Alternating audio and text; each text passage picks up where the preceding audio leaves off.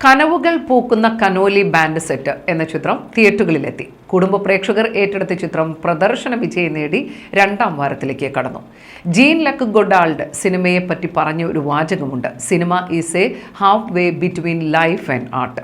അതിഭാവുകത്വത്തിന്റെ ആകാശക്കോട്ടയിലേക്കും അമാനുഷികതയുടെ വിഭ്രമ കാഴ്ചയിലേക്കും ലൈംഗിക അരാജകത്വത്തിലേക്കും സിനിമ പ്രേക്ഷകരെ കണ്ണുകെട്ടി നയിച്ച അരക്ഷിതാവസ്ഥയിലാണ് മലയാളി സിനിമയെ ഉപേക്ഷിക്കാൻ തുടങ്ങിയത്.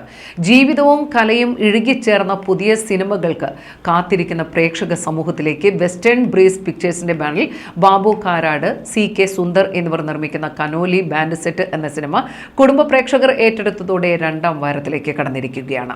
കാലത്തെ അഭിമുഖീകരിക്കാതെ ഒരു കലാസൃഷ്ടിക്കും മുന്നോട്ട് പോകാൻ സാധിക്കില്ല എന്ന പൂർണ്ണ ബോധ്യത്തോടെയാണ് പുതിയ പ്രതീക്ഷയായി ഈ സിനിമ വന്നിരിക്കുന്നത്.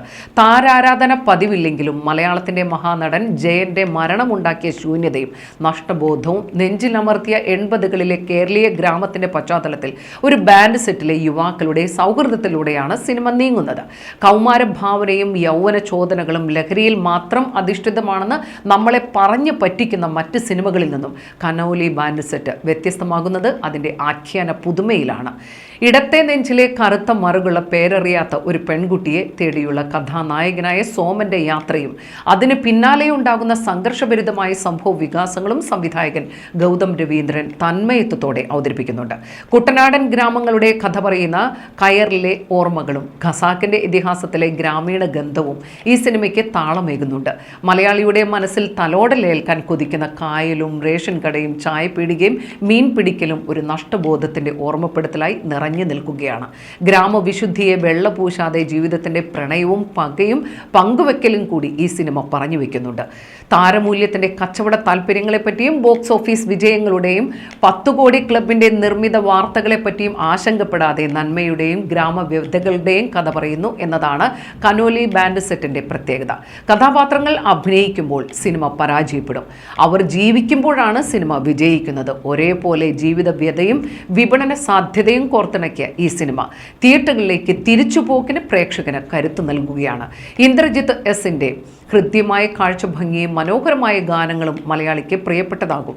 റോഷൻ ചന്ദ്ര, ലിഷ പൊന്നി, മേഘനാഥൻ, NR ലജീഷ്, കമല മോഹൻ, സാജു കൊടിയൻ എന്നിവർക്കൊപ്പം സുനിൽ പരിയാപുരം, രാജീവ് മാസ്റ്റർ, പ്രഭാകരൻ കാട്ടുങ്ങൽ എന്നിവർ ഈ സിനിമയുടെ ഭാഗമാകുന്നത് ഇരട്ടി സന്തോഷമുണ്ട്.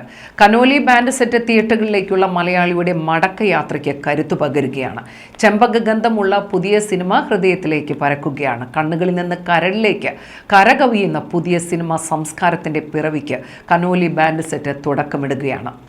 തിയേറ്ററുകളിലെത്തി പ്രദർശന വിജയം നേടുന്ന ചിത്രത്തിന് വിജയാശംസകൾ നേരുകയാണ്. ചിത്രം 2ാം വാരത്തിലേക്ക് കടന്നിരിക്കുന്നു. 1 2 3 4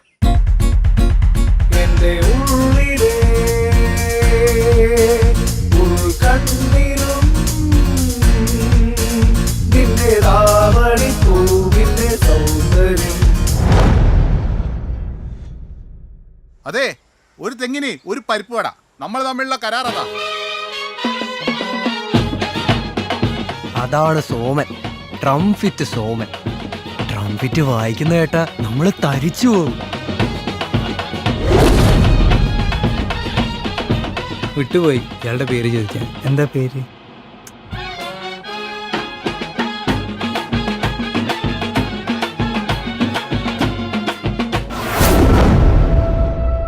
ആശാനെ, പോയവര് പോയി.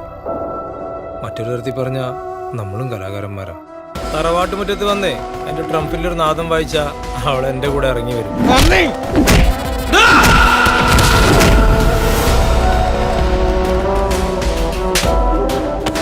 ഒന്ന് കഷ്ണങ്ങളാക്കി കനോലിപ്പുഴയിൽ അറിയാൻ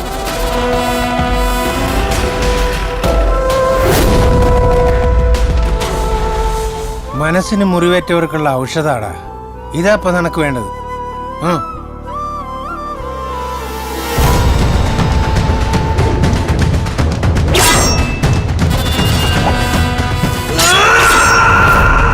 നീ അതുകൊണ്ടോ അങ്ങ് ദൂരെ കനോലിക്കക്കരെ വിളിച്ച ആ വീടുകളിൽ ഏതിലോ ഒന്നിലാവുള്ളൂ.